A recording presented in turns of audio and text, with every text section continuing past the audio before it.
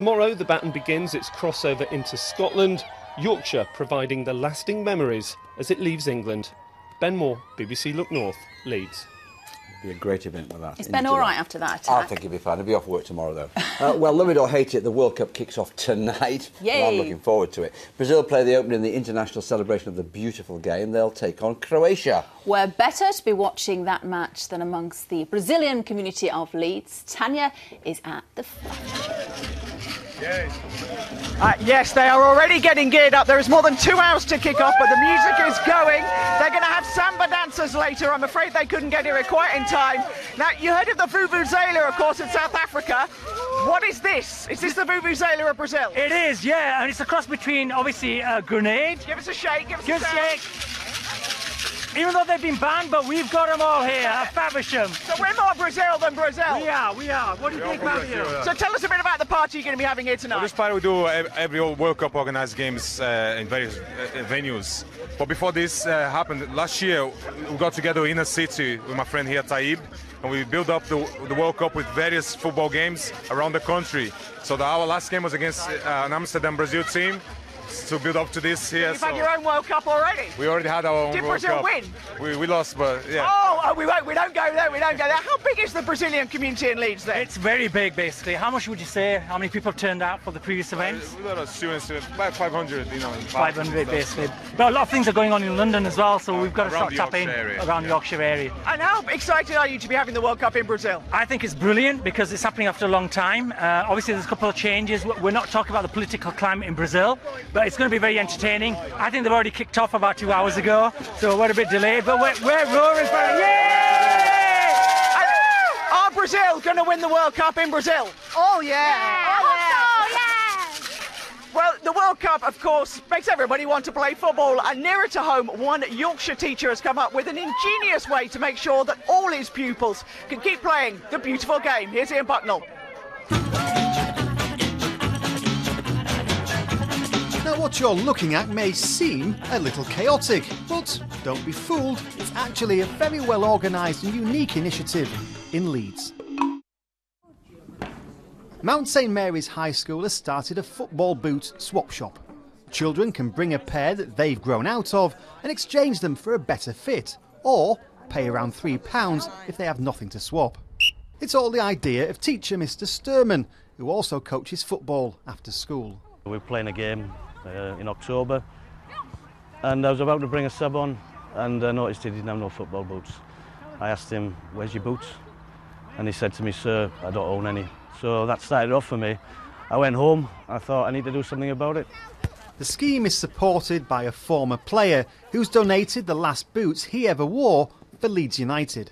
My dad was a bus driver, you know, mum was a home help. We didn't have a lot of money, but my dad always managed to find that little bit extra to get me the pair of boots I wanted. So I think this scheme, you know, right behind me here, is so important, just for the kids, because it saves everyone a few quid, and you know, everyone's getting a nice new pair of football boots. New boots makes you look more stylish and everything, so it's more amazing for you. I normally go through 2 boots a season anyway, so it's a bit expensive, but Sir's helped us out, saved a bit of money for my parents. Mr Sturman hopes that the idea he kicked off will spread to other schools, taking the strain off growing feet and the pockets of parents. Ian Bucknell, BBC Look North, Leeds. Well, Brazil, if you've got Brazil in the office sweepstake, I'm guessing you were fairly confident. But remember, England are there too. We've got some England football fans over there. If we meet Brazil, in Brazil, are we going to win, guys? I reckon if our passing's strong, we'll see off any team we come against. Really? How many of those have you had? How many of those have you already had? I have to say, I didn't get England or Brazil in the sweepstake, but I'd go Brazil to win the World Cup, guys. Ooh, they're having a good time there, aren't they? Thanks, Tanya. I tell you what, Joe Root's had some good times as well today in the Test match. 102 not out. England 3-4-4 for 5. Well played, Joe. Well done. Brilliant. Nice day for it. It's great, absolutely, and a lovely day for cricket tomorrow as well. Let's have a look at a couple of pictures that came in. One from last night. This is beautiful. That was taken by Daniel, that light aircraft coming into land near Sheffield. And the second picture, this was dawn this morning, a bit of fog, which cleared within an hour at Lady Bower Reservoir, leaving us with lots of sunshine, of course. So the headline for tomorrow is a mostly fine and warm one, but more cloud later, the risk of 1 or 2 showers by the end of the day. That's courtesy of this weak weather front that could bring a little patchy rain Friday evening, Friday night, a bit damp and dreary Saturday morning, but Saturday afternoon looks dry. And then the further outlook for Sunday and probably the whole of next week is for dry and settled weather to continue. That's great news, isn't it? So you can see the satellite picture. We had 23 degrees along the Yorkshire coast this afternoon, 73 degrees Fahrenheit. So it's a beautiful, fine, warm and sunny evening out there.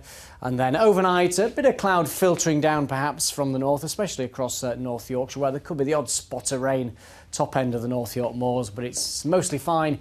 Temperatures coming in at 10 or 11 Celsius, 11 Celsius, 52 Fahrenheit. The sun rises then in the morning at 4:35. Your next high water time in Filey at 4:55. So another lovely start to the day, fine and bright, with some patchy cloud, but some decent spells of sunshine, especially across West and South Yorkshire. I think gradually speaking, it's really an afternoon and evening process. It will tend to cloud over, and later in the day there could be 1 or 2 showers breaking out, but I think the emphasis is on another mostly fine day. Let's have a look at those top afternoon temperatures. Around 18 Celsius in Scarborough as an onshore breeze develops, but inland we're looking at 22, possibly 23 degrees South Yorkshire into the North Midlands. Then cooler and fresher and cloudier on Saturday, a bit of drizzle at first, becoming dry, and then Sunday and much of next week is looking really very nice indeed. That's the forecast. Paul. You'll be watching Brazil tonight and you'll be thinking you're watching Bradford City. I will, yeah. No, they're even better than Brazil. Shaking your maracas.